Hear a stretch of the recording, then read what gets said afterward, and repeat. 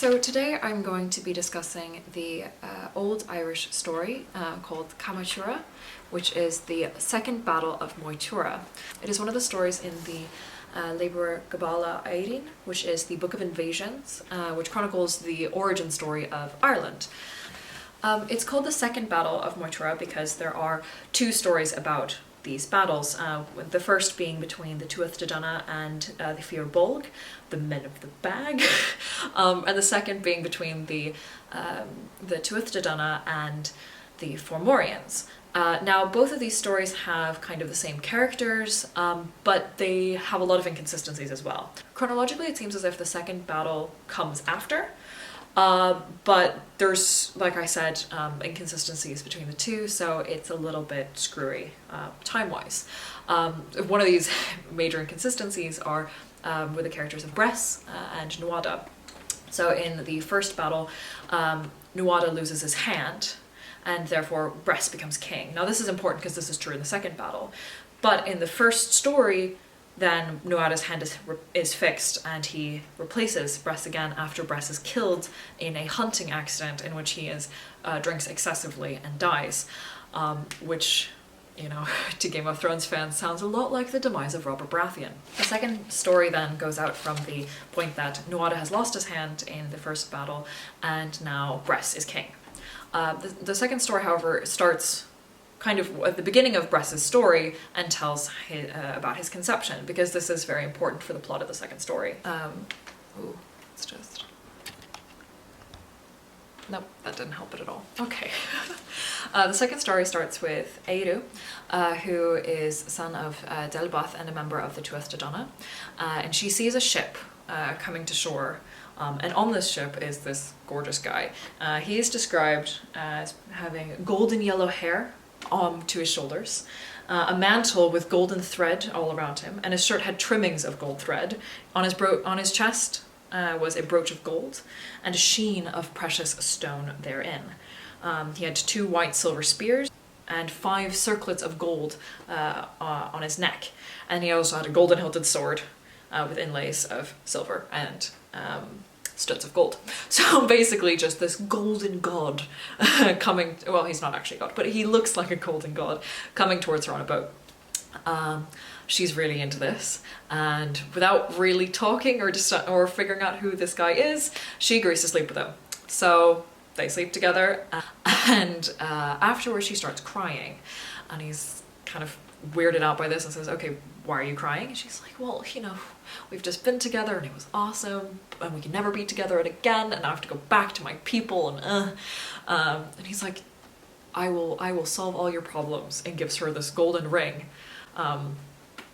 I don't know what Éireann would have thought when she got this ring from the guy, but he takes this golden ring off his middle finger, gives it to her and says, keep this until you find someone who it fits. Cinderella situation, you know? So she takes this gold ring and she says, well, I'm still upset. I mean, no shit. And he says, okay, why?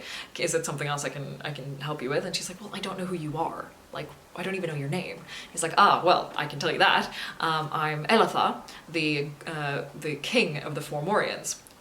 Rival tribe, so, scandal. And he also then tells her in a very weird prophetic way that she will bear a son from their union. He must be named Eochaid Bress. Eochaid, because all beauty of the land will then be compared to him, and it will then be known as Bress. So basically she's going to have this gorgeous son from their union. And so they part, and she has this child who grows up at double speed, they say, which is a little odd, but lots of odd things in old Irish mythology.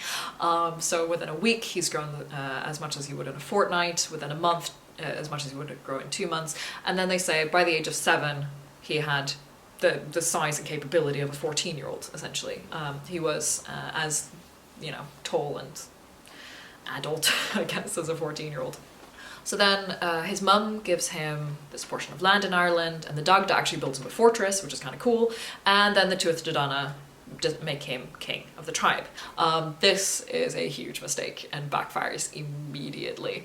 There's a couple different explanations for why they do this. One of them is basically an international relations policy of like, great, this guy is both Fomorian and Tuatha. He can represent us both. He can kind of bridge the gap. The reason that this is a little inconsistent in different stories is some he doesn't actually know he's Fomorian and no one knows, and it's just the mum that knows. But, you know, if we're going with the one that a lot of this summary is based on, which is the one that is by Whitley Stokes, and that one he doesn't know that he's Fomorian, so then he just gets the kingship because I guess they like him, and he was the one that was best suited for the post. So in kingship laws in Old Ireland, it was very much election by council. They would take the eligible candidates and they would choose one. So Nuada was the king before, but then he lost his hand. And in these weird kingship laws, there was a clause that is quite ableist and says that if there was any blemishes to a king, he would be deposed because they had to be completely just, I don't know, angelic in appearance or something. So yeah, so Nuada had lost that post and Bress replaced him. And he was a terrible king. He immediately started forcing the Tuatha to pay tributes to the Fomorians and their warriors. He belittled them completely. Now, the two examples that the story gives of these warriors that he belittles are Ogma and the Dagda. These are actually also Old Irish gods in some other stories. Ogma being the one who brought writing to Ireland. Of course, historically this is not true. It was the Christians. But anyways, that's why also the Old Irish script is called Ogam, after him. And then the Dagda being the good god. And yeah, so he belittles their skills, because I mean, they've got a ton of power. In other Old Irish stories, you see them relying strongly on this power. In the wooing of Eitan, you see Angus, the Dagda's son, basically forcing his dad to do all these magical things for him, like clearing fields, 12 fields in a day and stuff like that. So, you mean, really powerful guys that Bress just goes, yeah, nah. So, Ogma, you're going to carry firewood, and the Dagda is now a wrath builder. The Dagda finds this work, you know, exhausting, and it's made worse by the fact that there's this idle blind man, this lampooner, called Creedonbale, who forces the Dagda basically to give up the 3 best portions of his meal every night. He just decided that his was too small, the Dagda's had a ton and he wanted some of it, so he said, okay, you have to give me 3 best pieces. Why the Dagda agreed to this, I can only assume that it's some kind of, it could have been honor, maybe it was some kind of generosity, I don't know. But he agreed, stupidly. So this goes on for a while, and the Dagda just loses more and more strength, because obviously he's giving away a huge portion of his meal to this guy every night. And finally, 2 versions of this, he either asks his son for help, or his son just kind of stumbles upon him. Now I say his son because in the version that this is mostly based on, it says Mac Och, which just means the young boy. But in other versions they say a bit more specifically that it's Angus, and because Angus is often called like Angus Mac Och, we're just going to go with it's his son. So he asks his son for help, and his son gives him 3 gold coins and says, put these in the 3 best pieces of meat for your meal, the 3 best portions. Now, in these Celtic mythologies and stories, there is a lot of wordplay and the importance of wordplay. One of the reasons that they say, when you make a deal with a fairy, you're supposed to be very specific with your language, because they can exploit any kind of loophole, or they will exploit any loophole. So these loopholes in language are what get the Dagda out of this situation, essentially.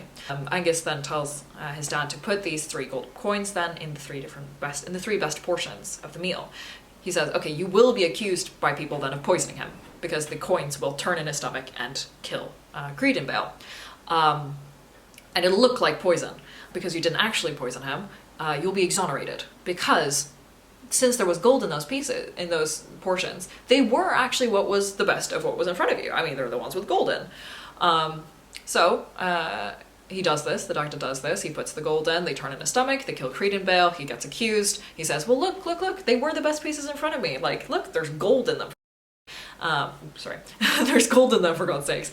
And Bress is like, alright, let's see. Cuts open the lampooner. There's the gold. He's exonerated. Then the next day at work, Mac Och comes back and tells the Dagda that his work is almost done and that it is very important when his reward is offered to him by Bress that he asks for him to gather all of the cattle of Ireland and to allow the Dagda to choose one, or to just choose from among them. And he says you have to choose this one with a black mane, this heifer with a black mane.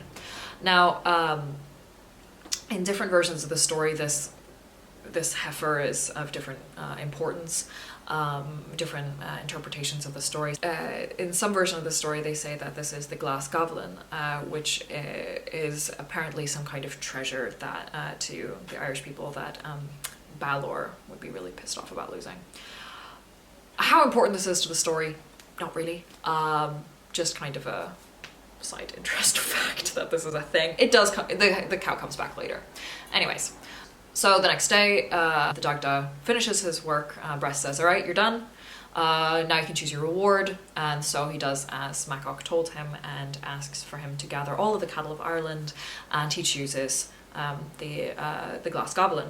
And Bress is, in all versions of this story that I've looked at, he is dismayed by his choice, either because he knows that it is this extremely important cow, or as in the Whitley Stokes version, he's just confused why he just chose one, which is very disconcerting for him. Irregardless, there's a cow involved. As I mentioned earlier, Nuada had been deposed as king after he lost his hand. Now, at this point of the story, it cuts over to Nuada, who is actually being healed by Dian Cecht, who is a god of healing, and he gives him a hand of silver. Dian Cecht's son, Miach, then actually replaces that silver hand with a real hand, which pisses off his father, because it's basically some kind of filial disloyalty. And Dian Cecht kills his son. Very dramatic punishment for actually helping some guy more. Maybe it was kind of he was showing him up, doing a better job. I don't know. He kills him.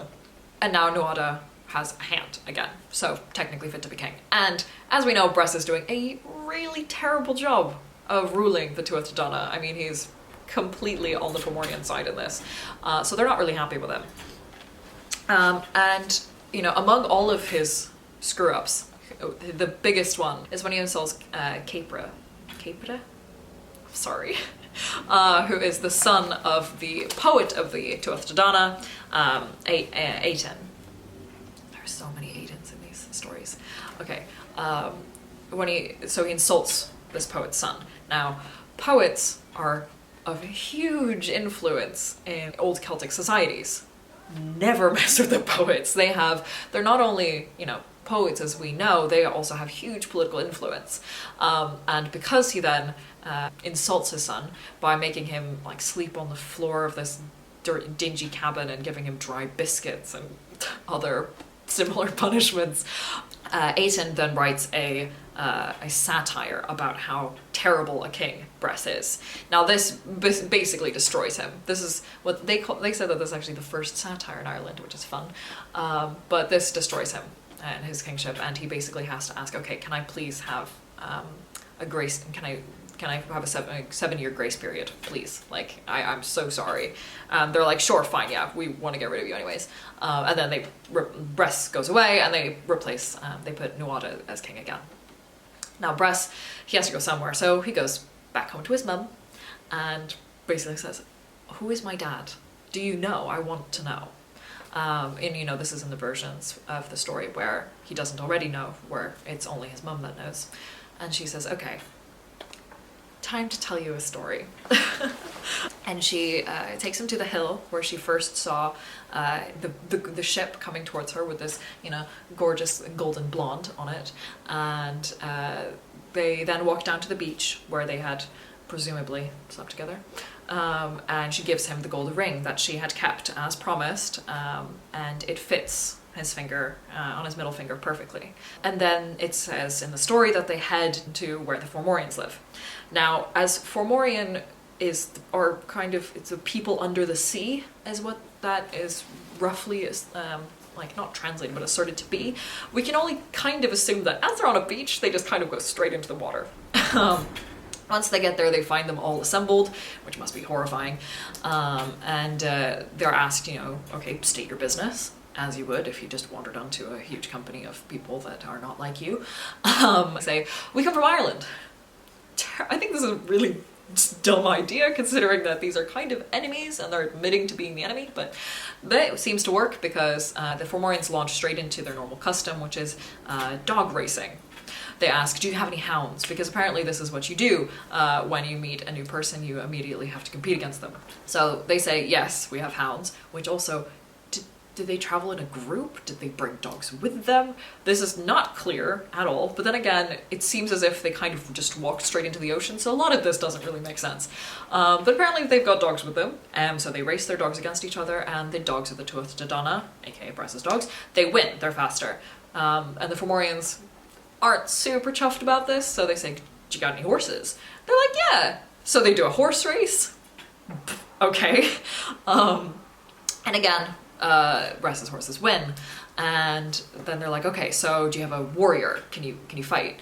And Bress is like, sure. So he reaches for his sword, and it is only at this point that the king spots that he's got the golden ring on his middle finger, the one that, you know, he had given to Éireann, his mum. And he's like, hang on, who are you? Which is really interesting that they don't bring this up until now, considering that they'd asked when they arrived what their business was, but anyways, Éireann then steps in and is basically like, okay, this is the situation. This is your son, this is your dad, you know, yada yada yada da da, meet.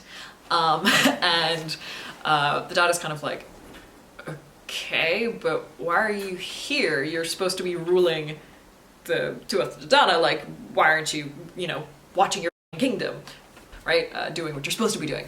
He's a little bit kind of put out by that. Bress is then surprisingly honest about why he's come.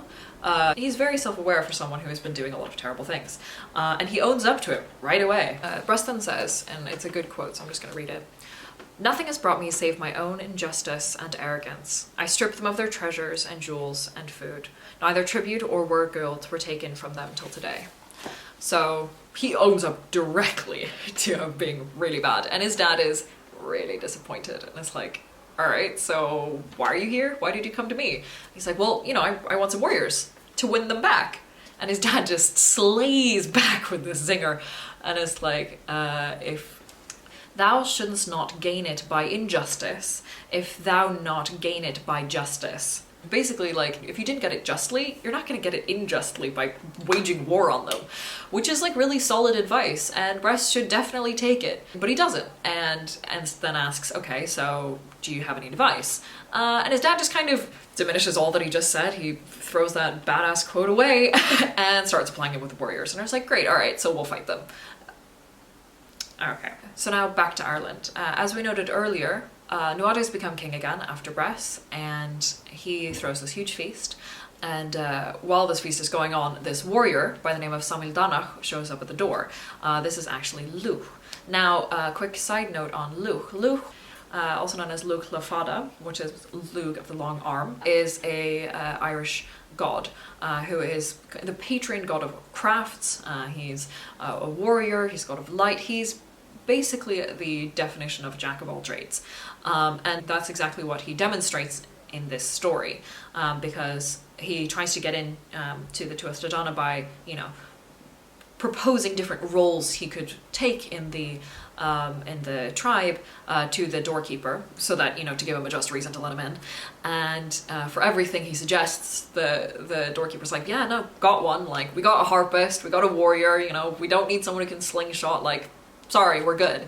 He rattles off this long list of all of his accomplishments and skills. And I mean, the reason that he's not letting him in right away is because he says that no one without an art can enter into Tara. Tara being, you know, where the king lives in Ireland. At least according to mythology, it happened very rarely in reality. And he says, okay, so, you know, they've got a smith, they've got a champion, they have a harper, a hero, a sorcerer, a poet, a historian, like, they've got everything they need. And Luke is like, all right, do you have someone who can do all of it? He's like, fair play to you. I'll go ask the king. And the king is like, sure, I suppose we'll do that. what happens is then he enters Tara and is set a series of challenges. Now, the challenge, it seems as if it starts first with a game of Fídhil against the king. Fídhil being a Irish version of chess, kind of, that was really, really popular at the time. So popular, in fact, that they didn't record the rules, as tends to happen with ancient, very popular games. Because who wouldn't know how to play it, right? My recording stopped because my camera card got too full. Then Ogma challenges him by, he lobs basically this huge stone, right, at Luke, not to have him avoid it or anything, but just something that's incredibly heavy. And Luke just kind of picks it up and throws it back, and it lands exactly where it had been before Ogma picked it up. Not only this, but when he had thrown it, he had knocked off a piece of a tower, and Luke kind of throws that piece back and repairs the tower. So, I mean, really magical stuff. And then he's kind of challenged again musically, gets a harp, and plays sad songs until everyone is crying, and then plays beautiful music so everyone is dancing. And they're wildly impressed by this. So they basically just assemble a council with Nuada in it and decide to replace Nuada with Lu. They're like, this guy could actually help us beat the Fomorians. Like, let's take him. And Nuada's kind of just cool with this. So Lu becomes king of the Tuatha Dé Danann. And immediately he assembles the warriors and they go into this kind of secret covenant in the woods for a year. He's there with warriors like the Dagda and Ogma, with wizards, leechers, charioteers, smiths, farmers, cupbearers, and they just kind of discuss, okay, how are we going to defeat the Fomorians? And they're there a whole year. And then they disband and say, okay, let's meet up again in 3 years. And they basically, during that time, had created a plan of action, which now they're going to go set about getting all the supplies for. So they meet up again in 3 years, and then they, Luch and the Dagda at least, are together for another 7 years, making weapons and preparing for this battle. Now in this time, the Dagda is out wandering, and he runs into this woman who's bathing in a stream. Weirdly, it says that she has 1 foot on one bank and 1 foot on the other. Either it's a really small stream, or she's a giant. He decides to chat with her, and they make a union there, which then that bank is named after. This feels like a good time to mention that this woman that the Dagda has just slept with, by which making her kind of loyal to the Tuatha Dé Danann, is the Morrigan. Now this is a great person to have on your side. She is another goddess. She's got a lot of powers concerning war and fate as well, which means she can basically tell you the outcome of a battle. Fantastic when you're about to fight one. So the Morrigan tells the Dagda that that the Fomorians are going to land in Sketna, and that they could do this whole blood magic thing to defeat them. The wizards act on this, they put some spells on the Fomorians, and then Luke sends the Dagda to parley with them, to ask, okay, can we delay the battle a little bit, and also a little bit to spy on them, because it's war, right? So the Dagda is received by the Fomorians, and they say, sure, you know, they agree to this truce, basically, on waiting for the battle to commence. Then they give him porridge. Now this is in a way mocking him, because the Dagda loves porridge. I mean, one of his things is this huge pot, right? It's one of his like equipment. It's not a weapon, but it's just part of his like godly image that he has this huge vat that he likes to eat porridge out of. So they give him a huge vat of porridge, and they threaten him with death. They say, eat all this porridge or we will kill you, because you are basically snubbing us and saying we're inhospitable. So the Dagda has no choice, and he eats the entire vat of porridge. Now this is a huge vat. I mean, there's 80 gallons of milk in there, and they threw in sheep, goats, and swine. And they say that the ladle that he has to eat it with could fit 2 people in just the ladle. But the Dagda does not step down from a challenge, and he eats the whole thing. Now, I mean, as all of us know, after like Christmas dinner, we're exhausted after a feast, and he falls asleep right away, at which point the Fomorians start laughing at him, which is not very kind. And then they head to Sketna, as the Morrigan had predicted. The Dagda wakes up from his nap and is like really bloated and heads home. In some versions of the story, he then runs into another woman, is too tired to make love to her, but then they form another alliance, and she helps them as well. She helps the Tuatha Dé Danann in the battle. But regardless, he gets back home, and then it cuts back to Lu, who's now basically fortifying his army by talking to each important member asking, what are you bringing to the battle? What are your strengths? And it's just kind of encouraging them, just giving a rousing speech before a battle. And it says that he gives them each the spirit of a king or mighty lord. Then battle commences, and it's quite a long description of just back and forth, battle, fighting, things like that. There are a couple notable things that happen. So Goibniu is stabbed, or he's like, spear goes through him, and he's healed in a well, as one does. Luke is protected by the Tuatha De Danann. They're like, we don't want you to die. So they like basically put him in the center of an alcove of trees and like protect him. He's under this guard. He then escapes from this because he's like, my people are dying. Like, I'm not gonna let this happen. He escapes from this and challenges Balor. And it's this kind of weird thing. So the Fomorians are said to have one arm, one leg, and one eye.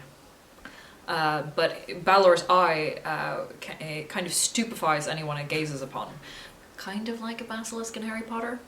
And so Luke comes to challenge him, and Balor says, okay, lift up my eyelid. And these men come and help lift up his supposedly massive eyelid. But when he does, Luke slingshots a stone into his eye. This is one of Luke's special powers, is being really good at the slingshot, which is an interesting weapon of choice, to say the least. And yeah, so he slingshots him in the eye, which forces the eye to swivel and point to the Fomorians instead. And Balor's on the side of the Fomorians, right? And that just kind of decimates their army, and it's just downhill from there. And the Tuatha De Danann ultimately triumph in the battle. And then there's a final face-off between Bress and Luke. And Bress is just, at this point, begging for mercy. I mean, he was a terrible king, now he's a bit of a coward, generally just not a great guy. And he's trying, and Luke is not having any of it, but his counselors are kind of like, just hear him out. And Bress starts making these ridiculous promises over which he has no control, such as that the cows will always be in milk. And Luke is just like, not interested, like, you don't have the power of this. And finally Bress says, all right, fine, I'll give you the secret of agriculture. And they're like, okay, we have a deal. I'll give you the secret of agriculture, which is that the ploughing, casting of seeds, and reaping all occur on Tuesdays. Now, according to an introduction to early Irish literature, this is actually a tradition that is maintained by Scottish farmers. Fun fact. And then, so he gives them the secret of agriculture, and they let him go. They don't kill him, that is. Coward. Then there's a bit of a side story at the end where Luke, the Dagda, and Ogma they follow the Fomorians home because they've stolen the Dagda's harp, which is a jerk move right at the end of a battle, but I guess like they wanted to take something because they lost. So they go there, and apparently he's the only one who can play it. So he says these words and it comes to him because it's up on a wall, which is where you would put a harp, right? And it comes to him and he starts playing music, and he plays songs so that everyone is weeping and then dancing and then falling asleep. Then they hightail out of there. Another one of these small side stories then is back to that heifer that I was talking about earlier, who apparently helps them by taking back the land that had been there as a tribute for the Fomorians and helping them, the cattle of Ireland, to now graze on it again. Not really relevant to the story, but basically they're reclaiming the land, right? They're taking everything back from the Fomorians. They've been defeated. The story then ends with two incomplete prophetic poems that are being pronounced by the Morrigan. The first one about peace, and the second one to do with the way that the world will end, which is very dramatic and actually quite beautiful. So I'm going to read it. I shall not see a world that will be dear to me. Summer without flowers, kine will be without milk, women without modesty, men without valour, captures without a king. Woods without mast, sea without produce. Wrong judgments of old men, false presidents of brehons, every man a betrayer, every boy a reaver. Son will enter his father's bed, father will enter his son's bed. Everyone will be his brother's brother-in-law. In evil time, son will deceive his father, daughter will deceive her mother. And as I said, they were incomplete, but that is just so dramatic. It's so cool. But that is the end of that story. That is the end of Cath Maige Tuired, one of the stories in the Lebor Gabála Érinn. And I hope that this has been an educational and decent summary of the story.